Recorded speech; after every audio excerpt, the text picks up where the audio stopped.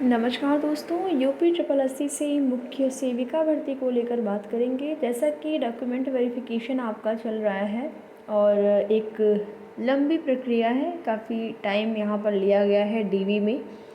तो इस दौरान जो डीवी हो रहे हैं उसमें क्या अभ्यर्थियों के द्वारा डीवी स्किप किया जा रहा है, स्नातक 3 साल वाले कितने अभ्यर्थी हैं या इस भर्ती में हो सकते हैं, कैटेगरी वाइज अभ्यर्थी प्रमाण पत्र में गलती तो बाहर।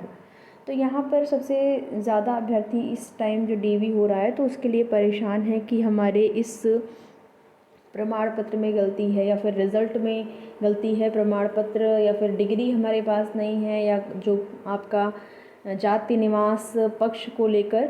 तो ये तमाम तरह की सवाल आपके मन में है, इसी का जवाब यहाँ पर दिया जाएगा। तो सबसे पहले यहाँ पर जाति निवास पर ही बात कर लेते हैं। तो अगर आपका निवास जो है अगर पति पक्ष का नहीं है तो पिता पक्ष का आप लेके जाइए, अगर नहीं बन पा रहा है तो ठीक है। इसकी वजह से आपको बाहर नहीं किया जाएगा, पहली बात, ठीक है। और जो आपका प्रमाण पत्र में जैसे आपका अंक पत्र है, ठीक है, अंक पत्र यानी कि आपका रिज़ल्ट और सर्टिफिकेट 10th का, 12th का, स्नातक का, ये सारी चीज़ें आपकी सही होनी चाहिए। बाकी और जो प्रमाण पत्र यहाँ पर जैसे नाम के स्पेलिंग में कोई मिस्टेक है पिता के या फिर आपके, तो उसके लिए एफिडेविट एक बनवा लीजिएगा, उसको लगा देंगे और उससे कोई प्रॉब्लम नहीं होगी, ठीक है। और डिग्री नहीं है तो आप प्रोविज़नल डिग्री लेके जा रहे हैं, उसके बाद प्रोविज़नल डिग्री आप जो है अपना ज़मा करेंगे, वो भी ले लिया जा रहा है। मेन यहाँ पर आपके अंक पत्र और प्रमाण पत्र ही हैं, ठीक है, जिसके आधार पर आपकी क्वालिफ़िकेशन देखी जाएगी। क्वालिफ़िकेशन तो जो चीज़ें हैं, जैसे योग्यता में जो क्वालिफ़िकेशन मांगा गया है उसको देखा जाएगा कौन सी क्वालिफ़िकेशन है, और जो मांगा गया है योग्यता के आधार पर आपका सही है या फिर नहीं, इसकी जांच होगी मेन। उसके बाद आपकी कट ऑफ बन जाएगी। बहुत ज़्यादा इसमें परेशान आपको नहीं होना है। कुमारी को लेकर बहुत सारी बहनें परेशान थी कि आगे कुमारी लगा है, 10th में लगा है, 12th में नहीं है या फिर स्नातक में नहीं है, तो उससे क्या दिक्कत होगी। उससे कोई भी दिक्कत नहीं होने वाली है, ठीक है। लेकिन अगर आपका गैप है, जैसे आपने ग्रेजुएशन फर्स्ट ईयर किया, सेकेंड ईयर जो है आप उसके जस्ट बाद नहीं कर पाए, तो आपका गैप हो गया 1 साल या 2 साल का, उसके लिए एफिडेविट बनवा लीजिएगा, क्योंकि उसमें जो है एफिडेविट आपका लगेगा। और नहीं रहा तो उस स्थिति में जो है आपको समस्या हो सकती है। अब यहाँ पर जो स्नातक 3 साल वाले अभ्यर्थी हैं वो कमेंट करके ज़रूर बताएं। यहाँ पर एक ये आंकड़ा निकाला जाएगा कि कितने अभ्यर्थी ऐसे हैं जो कि 3 ईयर वाले हैं स्नातक, और कितने अभ्यर्थी ऐसे हैं जिन्होंने 2 साल तक ही स्नातक किया है, ठीक है। एक आंकड़ा निकाला जाएगा, उसके बाद आपको उससे संबंधित इन्फॉर्मेशन दी जाएगी कि क्या कुछ हो सकता है भर्ती में योग्यता को लेकर।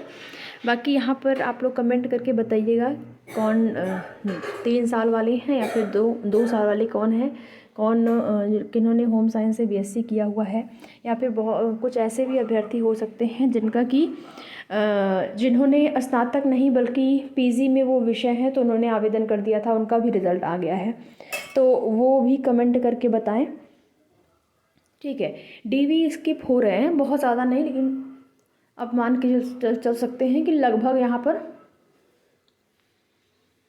250-300 के आसपास आपका डीवी टोटल स्किप हो जाएगा। इतना तो बिल्कुल पॉसिबिलिटी है, इतनी ही संख्या कम होगी, बहुत ज़्यादा अंतर आपको देखने को नहीं मिलेगा। फाइनल जो कट ऑफ है उसमें भी बहुत ज़्यादा अंतर नहीं होगा, जो डीवी के लिए कट ऑफ गई है उसमें और फाइनल कट ऑफ में। भले ही यहाँ पर ज़्यादा अभ्यर्थियों को बुलाया गया है, आप देखेंगे अभ्यर्थियों की संख्या तो ज़्यादा है जो बुलाए गए हैं, लेकिन जो योग्यता संबंधित चीज़ें हैं उससे अभ्यर्थी बाहर होंगे। डॉक्यूमेंट वेरिफिकेशन में अगर कोई कमी है, छोटी सी कमी है, तो उसके लिए वही है कि प्रोविज़नल में आपका रिज़ल्ट आएगा, और जो प्रोविज़नल में रिज़ल्ट आता है तो उस कमी को दूर करने के लिए आपको फिर से आपका जो है डीवी कराया जाता है।